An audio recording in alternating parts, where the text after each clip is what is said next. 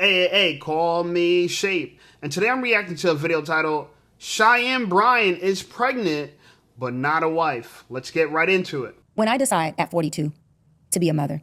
This is the year? Yeah, it is. You pregnant? I was like, do we get exclusive? You said No, I took my IUD out about a month ago so that I can be ready to do it. Congrats. I What love is that, that. the eggs?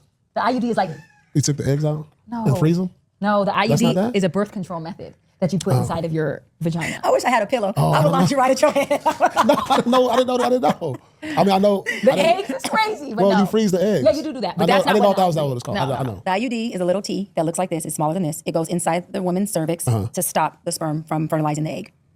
So it goes You inside. took that out, you saying? I had my doctor take it out so that I no longer have birth control contraceptive inside of me. That's different. I never heard of that one. Took it out so that I can get pregnant I now. never heard of that one. I never had one, but it's a thing for sure. No, I never heard of that one, Yeah. though. Yeah. Okay. So what I'm saying is at 42, when I get pregnant, Which is this year. right? Manifest it with me, Paul, I love you. When I get pregnant, I, at 42, am not leaving my husband. Hold on. Because I'm making a commitment not just to him, but to these babies. That we will have two people in this house that can tell you their narrative, their story, and you can choose who you want to listen to. You can choose whose story you want to hear. But I want to make sure that I give you everything that I can. Which means if I have to sacrifice a little bit in that household to stay in it, if I got to have meetings with daddy to say, listen, we may not want to be here, but we made a commitment to be here. So what we got to do to make sure we healthy, so the family's healthy. But let me tell you why I say age is important to wisdom. In my 20s and even in my 30s, I would have been in my feelings because emotions don't cause problems, feelings do. And I would have acted out of feeling and not commitment because commitment's not a feeling. It's you doing what you said you was going to do regardless of how you feel. At 42, I can commit. That's that obedience to my promised land. At 20, my 20s and 30s, guess what? I'd have threw the whole motherfucking towel in and said, you know what, me and the kids going to be good because I do well. I'm a doctor. I got to support a family and friends. Nigga, we can co-parent. Come on. But that's in your 20s and 30s. This is why I'm saying to a person like yourself and other people watching, men and women who have already made those decisions and they end up being bad decisions, not mistakes. The kids are not mistakes, but bad decisions in the way that you happen to create your kids, the dynamic you put them in. At 42, I understand the power of commitment and sacrifice. At 23, I understood the power of how I feel. That's the difference, Paul. At 23, we gonna tear this house up. We ain't tripping out these kids, we gonna tear this house up. And that's why she's crazy. I don't know why anyone takes Cheyenne Bryant seriously. She said, in my 20s and my 30s, I couldn't have no children. Of course not. No, I would have tore the house up. I would have been crazy. I would have said, I don't need you. I don't need a man. But at 40, now it makes sense. Now that you hit the wall, now you're rational. Now you're rational. But here's the reality. Why are you telling women to throw away their 20s and 30s for child rearing when that's the best that they could possibly expect? Is having a kid in their 20s and 30s to say, oh, well, you could be immature when you're 20 and 30. You don't have to be an adult. You could say, F this, I'm a super feminist. But in your 40s, oh, yeah, time to get rational. This is backwards. This is backwards. And she recommends this because this is what she's doing. And if it's good for her, it's good for you. But she's also, look how thick her arms are. And I say that because this is a woman who's not, she lacks discipline. She lacks discipline. And she's talking about her, she ain't gonna leave her husband. Girl, you ain't married. Where's your ring? I don't see no ring right here. I see no ring. But she already took out her IUD to get pregnant. You can't make this up, bro. You literally can't make this up. She's crazy, and I don't know why anybody takes her seriously. I really don't know, but it's entertaining, so we will react to it. Facts. And we figured out later, you know we gonna do that. Call the police, neighbors, I don't care. What you say? Shit. Come pick these kids up real quick. It's a problem. You know that. But at 42, we giving each other that look that goes, the kids is in this, we agree. Yeah. Hold on. Once we put little Paul to sleep at night, now what the fuck was you talking about? Yeah. Then we can have our little rounds, but we also are standing on a square that we both drew. That's called commitment. And we are not gonna guarantee each other no perfect marriage. We're not going to guarantee that we even like each other sometimes. But what we are going to commit to and guarantee, we ain't going no fucking where. Well, that's one thing that we're supposed to guarantee is that I don't know how life is going to life, but can you promise to be in this life when it life's with me? And you can laugh if you want to because he got a problem with vulnerability, see? And you got a problem with commitment. Everything I've been taking, everything that you're saying, I'm hearing. At 20 and 30, you end up in the situation you're in because people respond from what they feel, not from what they committed to. And if people would take their time getting a sense of self, discovering who the hell they are so they can know who the heck they got to choose, they will end up in better situations, and so will their offsprings as well. And then we have the real wealth, which is family. And then we can go buy some damn real estate and take the vacations you talking about taking. But until then, we have to focus on the stuff that really is the nucleus, the backbone, the substance. And I'm gonna sip to that. See, he got commitment problems. He laughing and stuff. Commitment problems. no. You good. You real good. Because Can you tell me why? all right, so this is how I interpreted what you just said. Okay. So at 23, 30, y'all gonna tear the room up, argue, you out of there. Both whatever. of us, not just me. Everybody. Yeah, You know we do that. so at 23 and 30, them options you had a lot more options.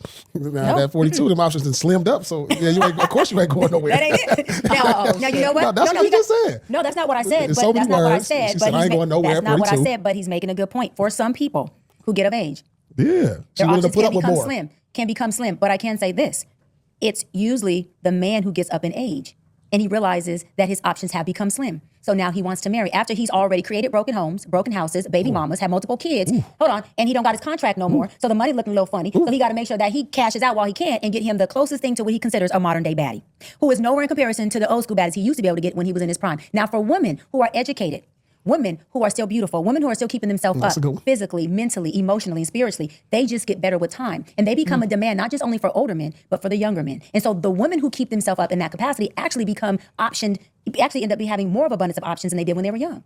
And they're all This is a lie. This is a lie, bro. This is what I'm saying, man. Women live in fantasy land. And Dr. Cheyenne Bryant, and she's not a doctor, so the pseudo doctor, Cheyenne Bryant, is the governor of Fantasyland. Okay? She is the president of Fantasyland. In her mind, and women gain value. They gain value. Can you imagine that? They gain value in their 40s. Their options grow because younger men want them too. Older men, younger men, but men. Oh yeah, some people when they get of age, their options slim out, but not women. A woman, if she's educated, she got money. Oh yeah, her options grow. What delusional circus nonsense is this? This is why it's entertaining. You know why she's entertaining? Because she says the stuff that nobody has the courage to say out loud. This is pure ignorance. She can't back this by no study, no stat that says everybody wants an older woman. And then she tried to flip it on his head to say nobody wants an older man because his options start getting slim. Now let's be honest here, and I don't even gotta say it. I'm gonna just say it, right? Who do you think has more options? Her at 42 or Paul Pierce at 42?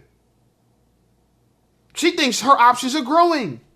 Gee, you're the first person I've heard this from. Cheyenne Bryant, I've never heard this. You know, usually there's consensus about this type of stuff, right? Jordan Peterson agrees with this, that women options start getting smaller. Everyone agrees with this, but Dr. Cheyenne Bryant, the pseudo doctor, the fake doctor, comes out and says, no, it's actually, everybody's wrong. I'm right. She's right. Chubby Arms is right. Boy, I'm speechless. I can't believe this. Guys, I want to say this because, I say this to women, and I mean this with the utmost compassion and care. Women live in Fantasyland. In Fantasyland, when women get older, they get more options. In Fantasyland, the best time to have a child is when you're 42. In Fantasyland, the most valuable thing a woman has to offer is her education and her finance. That's in Fantasyland. But men, we live in the real world. In the real world, women have to offer fertility and youth. In the real world, women don't gain value as they age. They lose value. In the real world, after a certain age, women are no longer desirable and they have to settle. But they make all these copes as if they got all this opportunity. Cheyenne, you cannot compete with a 20-year-old barista at Starbucks. Stop playing yourself. Ain't nobody chasing after you because you think you're so smart and you thought in your 20s and your 30s was to be difficult with people and be a feminist, and in your 40s is to finally reach somewhat of the real world, but you're still living in Fantasyland. You just can't make this up. Like, I am baffled. This is so interesting. This is fascinating, yo. Cheyenne Bryant needs to be studied. She really does, because she shows you the exaggeration of what women could get to left to their own devices. This is where feminism, this is when it reaches its extreme. This is exactly where it reaches its extreme. the women that the men who are their age, like my age, no, they can't obtain, let alone sustain. And so they will stay in their lane. They will stay in their lane because they understand, hold on, she was the woman I wanted when I was younger and couldn't obtain. I damn sure can't do it now that she has become cooked versus still meat that's marinated in the freezer. And that's the truth of it. And if women understood their value, right, as long as they just upkeep their value, right, which is internal and external, then they would stop opting out early on. They would realize, no, my options start to build and expand as I build and expand. I agree. And I think men as well. I feel like if men understood their value, then they would not be raw dogging. They would not be sharing their semen with just any women if they understood their value. Come on. Those are things that they would double think and triple think. Yeah. So, and another thing, I said, I was talking to a friend earlier and I said, the young guy that I was dating for 5 years off and on, I said he had no kids. He was young, very successful, in his field. I said, and what I loved most about him was he showed his responsibility, because in our intimate settings, I never, ever one time had to say, can you put a rubber on? Can you put on a contraceptive? I never had to say that, because in his mind, he didn't want to procreate before marriage. He didn't want to be raw dogging. He didn't want to, even though we might have had 4 or 5 years together and he was in love with me. He was being responsible. And that was a strong act of self-love. Because what he was saying is that, wait, it's not just your value, Shy, and you want me to cover up, not just because babies, but obviously STDs, but I know my value as a man. So you ain't got to ask me to cover up, because I'm not going in nothing raw. That is a man who loves himself. There's no man who loves himself and will allow himself to be at the highest risk of STDs when we have HIV and other diseases that are not curable, that are at an all-time high and always have been. That is a self-love deficit. And we have that a lot in our community. That is a problem. And I'm not going to coddle bad decisions when it comes to things that dissipate and marginalize our community even more than it already is. Those are real conversations we need to have. Men need to know that their penis is just as valuable as a woman's private area. Absolutely. And they need to act. And we didn't know that our brains are a lot smarter than people like Cheyenne Bryant. This girl makes no sense. She's talking to, okay, so let me break it to you. She's talking to a younger guy. I don't know how much younger. She's 42, so she's been talking to him for 5 years since she's 37. Since she's 37, she's been talking to a man younger than her. Let's just presume he's 32. Let's just say he's 5 years younger than her. Let's say he's still in his 30s. He's in his late 30s, and for the last 5 years, he put on a rubber the entire time, and she believes because he knows his value. Yeah, he knows not to get your goofy ass pregnant. That's what he knows. He knows that he's gonna make a mistake messing with your goofy ass. That's what he knows. This idea, oh no, because she's protecting himself. If you're with a girl for 5 years and you guys haven't decided to both get tested and be, because y'all committed to each other, which by the way, they weren't committed to each other. They're off and on for 5 years.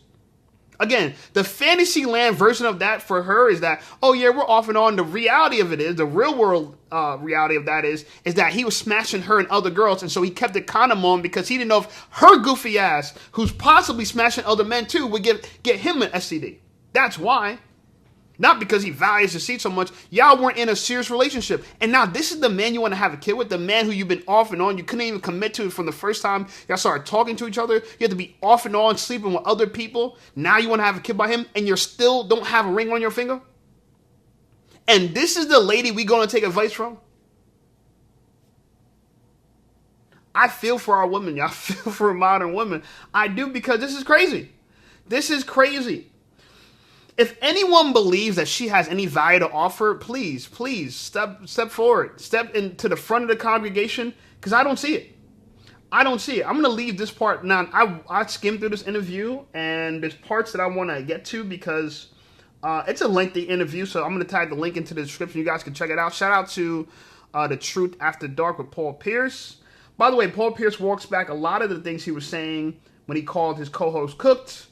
I've realized that he probably had to do that because, she had to have a talk with him. And, a lot of these men, if they had their mother in their lives, they don't like telling women the truth, right? They like to live in fantasy land with women as well. Okay? But in this particular clip we're going to get to, she talks about pressure to have children in general. Let's talk about that, okay? So let's listen to what they have to say and we will react to it. We do. We parent better. And if people take their time, then they can really avoid doing time. Now, what do you say to the women that feel like, okay, I'm on this time clock? Because I know a lot of people, including some of my own family members, that have gotten pregnant and they were like, you know what, girl, I'm 30 something. I'm just going to have it. Like, even if they're married, I don't feel that it's like you're so happy or anything, but you're like, hey, I'm this age. I'm just going to have this child now because it's what I should be doing. Or you feel like you're on this biological time clock where you're like, okay, oh my God, I'm nervous. I'm getting of age to where I'm not a spring chicken anymore. Am I going to be able to have children? And I feel like women have that pressure. And another thing is, I feel like women have the pressure of, a lot of the times, even for me, when I've been podcasting or I've been out in the world, it's like, why are you single then? As as if it's like you're not shit And so because you're single. Or, devalues you or it something. devalues you. Like, why are you single? Well, maybe I'm single because I know myself, my standards, and what I actually want. So I'm not settling for anything, because a lot of people I know are doing just that. Yeah. But what do you say to women who feel that pressure? You know, because you're very confident, 42. You're like, I can have kids. I'm going to get married, and I love that energy. Yeah, and I believe it, and I love that energy. But I feel like so many women are in fear, and they operate out of this fear. And if you can say anything to help them, like that would they're be operating amazing. out of lack. Yeah, exactly. I would say, where's your faith at? Faith is an action word, right? And so for me, I always use Abraham and Sarah in the Bible. God doesn't, he keeps his promises. He says no request returns void. Oof. Okay? And so Sarah and Abraham made a request for a child. They were up in their 80s. And Sarah got impatient. And she told Abraham, get the maid pregnant. Hold on. You said they was in their 80s? Both of them? Yeah, It's in the Bible. Look at that Bible story. I know Sarah. But this is why faith is an action word. Sarah told Abraham, listen, it ain't gonna happen. Get the maid pregnant. He got the maid pregnant. As soon as he got the maid pregnant, Sarah's pregnant. Yeah. So Sarah tells Abraham, guess what? I'm pregnant now, bruh. Maid, she gotta go. So Abraham, being the good husband that he was, because remember, he's been hearkening onto her voice the whole time. He didn't cheat. She gave him permission to do this. He tells the maid she gotta go. God talks to the maid in the desert and says, listen, you don't know who you're pregnant with. Go back. The maid's like, I can't go back. Go back. She comes back. Sarah has her baby. Guess what's in that household? Nothing but conflict. Nothing but conflict. What is my point? My point is I'm not Sarah. I understand that my request ain't returned void. And I understand, like the Bible says, be anxious for nothing and make your request be known to God. I'm not anxious about when the child or husband is coming. I don't want anything that's not mine. And I say this, Paul, with no pun intended, when we take things that aren't ours, it comes with the expiration date. Just like those two beautiful mothers of your kids, expiration date. But you still have the kids you have to father. I don't want that situation. So I would rather wait for God to deliver what's mine on his time when I am cooked and not still raw meat and not ready. And if that means I got to wait till 43 or 44 or call off another wedding, I am okay with that. My obedience is to God, not people. Come on. I don't live in dogma. She is so disingenuous, and I'm so pissed that she used the Bible to defend her nonsense. She brings up an important story about Abraham and Sarah, right? Now, this is an interesting story because the story about it is what I would call emotive more than informative, or is like a direction or a commandment. God didn't command Abraham to have kids later on in life. He struggled to have kids. He wanted to have kids. Okay? He just couldn't have kids. Okay? And the crazy thing about Abraham, his name, which was used to be Abraham was what his name means in Hebrew was the father of fathers. That's what his name means. So he was embarrassed with a name like the father of fathers, and he had no children. Right? So that was part of it. Anyway, she said they're up in their 80s. No, they were not. Okay, first of all, Abraham and Sarah, if you look at the story, Abraham and Sarah, Sarah was 10 years younger than Abraham. That's to start with. Okay, they weren't in their 80s. They're past 80, actually. They're older. Sarah was 90 years old when she gave birth to Isaac, their son. And Abraham was 100 years old. Okay, and Abraham ended up living to 175. So my response to Cheyenne Bryant, if you said that you're going to wait till God blesses you, you're going to have faith, why don't you wait till you're 90 years old, Cheyenne? Why don't you just wait till the same age Sarah was when she had kids, Cheyenne? Because here's the reality of that story. Cheyenne, what you don't know about Sarah, Sarah was 90, right, when she had that kid, and she died 30 years later. She died, I think, 120-something, 127, around that time. Abraham died 75 years later. He lived up to 175, I believe. So this idea that God commanded you to wait till he's going to bless you with a husband is a farce. She picks and chooses things in the Bible to support what she says. Oh, yeah, don't have anxiety about nothing. That is correct. But the whole idea is have anxiety about nothing. It's like, don't worry your days away. Actually work. Instead of worrying about tomorrow, work for tomorrow. You're not doing either or. You're not worrying about it and you're not working towards it. You're 42 years old. You didn't work towards a better future and you didn't worry about a better future, but you only held on to the fact that you didn't have anxiety about it because you didn't want to be miserable that you don't have any kids at 42. And now you believe that God, because of the story about Sarah, which, by the way, let me explain this too. Not everybody has the same excitement for God. So let's not play this whole Sarah had a baby in her 80s. Sarah had a different assignment from God. And Sarah was already married to Abraham. They've been married. They've been a married couple for a long time. Okay? But God had a specific assignment for Sarah and Abraham. And on top of that, God gave him permission to have the baby with the maid. It was permitted by God.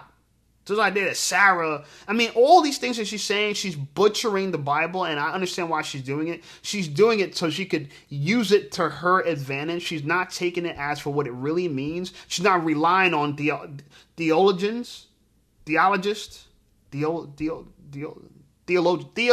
Sorry, I always mix up that word. She's not relying on biblical scholars. She's relying on her own interpretation. She picks and chooses, okay? And that's what these women have to do to say, I'm standing with faith. I'm standing with God. God said God is a sky genie to a lot of these women. He's going to give them whatever they want. And they're going to just wait. They're going to have to be patient and wait for what they want. Again, the Bible says faith without work is dead. And she didn't work. All you did in the last 20 years of your life was put on weight, got more attitude, became more difficult, became sassy, found ways to manipulate the Bible, twist the words, just like the devil does. The devil twists the words of the Bible. Okay? And I'm going to keep it real. I can't remember where, but in the Bible, it actually says to have children young as a woman. It didn't say wait till you... way after... Sarah, because Sarah and Abraham's in the beginning, that's in Genesis. Way after that, I believe, and I'm going to have to check back what it is. If anyone knows in the comments, I believe the Bible actually commands women to have children in their 20s. And I can't remember when. Don't quote me on this, right? But it tells women not to delay. I remember that specific. It definitely instructs women to not to delay to have kids, okay? But again, the assignment for Abraham and Sarah was very different than what she's describing, okay? Most women cannot have children in their 90s, if any woman. But again, Cheyenne, if you want to pick and choose, cherry pick the Bible, why don't you wait till you're 90, okay? And have kids, and then have witnesses, people that witness that you did it. It's insulting, it's disingenuous, and it's exactly what Satan does. Satan twists the words of the Bible, and then people follow it because they have their own agenda to push. Okay? And they're living up to their own standard. Not living up to God's standard, they're living up to their own standard. And I despise that severely. Anyway, like this video, subscribe to the channel. Channel's blowing up. I appreciate you guys. Check out some of my other videos. And I'll see y'all over there.